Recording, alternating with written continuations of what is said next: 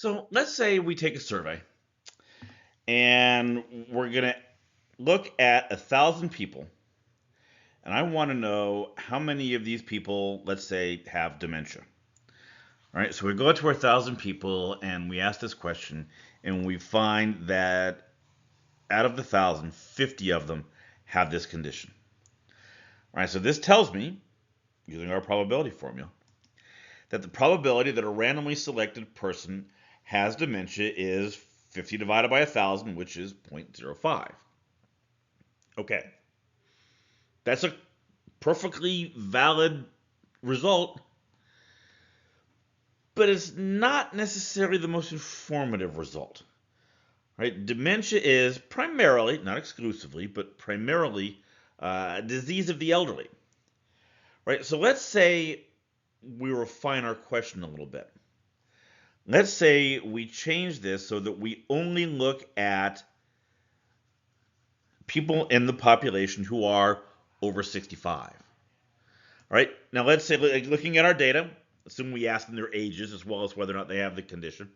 There are 300 people in that over 65 category, and 32 of them have the condition. All right, so now we can refine our result.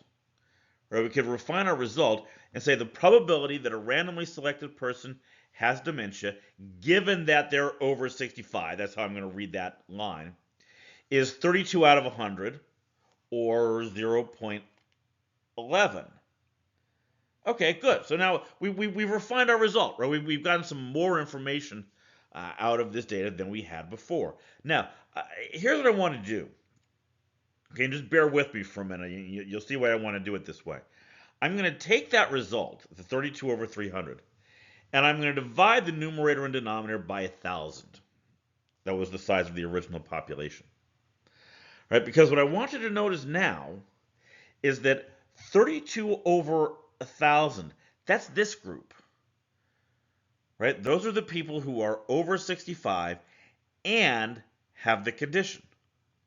And this denominator, 300 over 1,000, that's this group. That's the proportion of people who are over 65.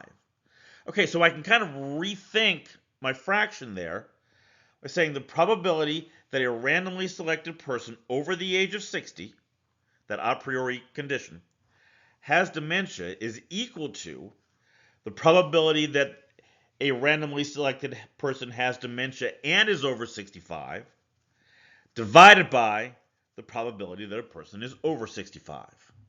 Okay, that's what we're going to use as our formula for what is called a conditional probability, right? A probability where we assume some kind of prior filter on the data, such as we're only going to look at people over 65. Okay, so here's how I'm going to write that a little more formally. If A and B are events in a sample space S, and assuming that the probability of B is not equal to 0, we can't have that denominator be 0, then the conditional probability of A given B that we're going to write with that slash is given by the probability of A and B divided by the probability of B. All right, now another useful way to write this, if I clear out the fraction, multiply both sides by the probability of B, we get this formulation. The probability of A and B is equal to the probability of B times the probability of A given B. All right, and I really want you to think about the language that I used there, right? I said P of A and B.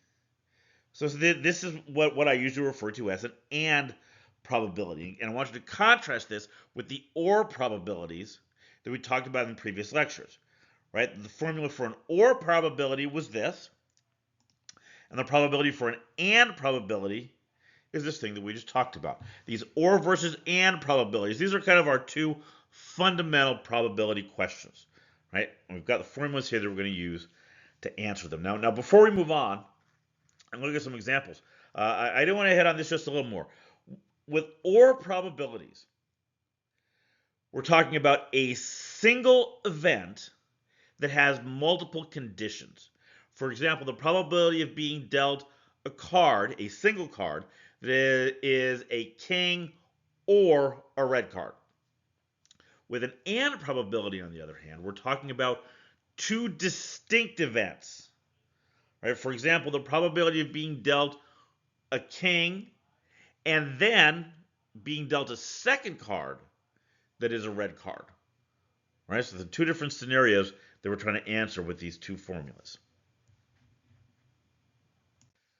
Okay, so we've got an example here for us to look at, and if you've been following along in the previous lectures, we've seen this data before. Somebody went out and did a survey, and they asked people two questions: their age and their highest level of educational achievement. And we've got the results summarized in this table here. So my question here is based on these results, what's the probability that a randomly selected person was under 21, given that their highest educational level was high school? Okay, so when we're working with a contingency table, and you get that conditional probability, all right, our condition here is that we're only interested in people whose highest education level was high school.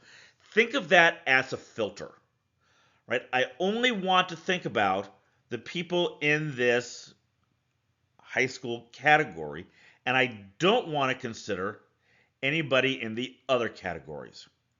Right? So based on just this column, what's the probability that a randomly selected person was under 21?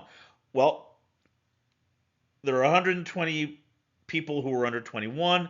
There are 271 people in this high school category. 120 divided by 271, 0.443.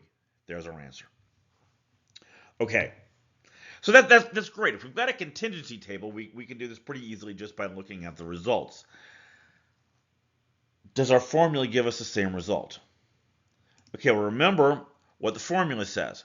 The formula says the probability of under 21, given that the highest level of education was high school, is the probability of under 21 and high school divided by the probability of the person having high school as their highest educational level. Okay, with that and probability, there are 120 people in the under 21 and high school group, and there's 392 people total.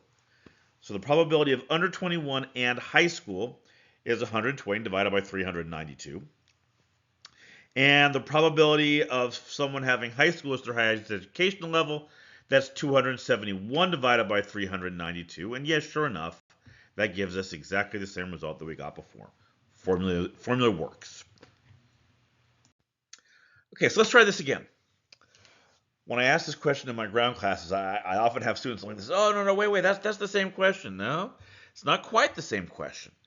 I reverse the two parts. So now instead of saying under 21 given high school, the question is high school given that they're under 21. Right, so I flipped them on you. All right, so what does this come out to? Well, let's use the formula here. Probability that the highest educational level is high school given that a person is under 21 is the probability under 21 in high school. That part is the same, but you notice the denominator is different.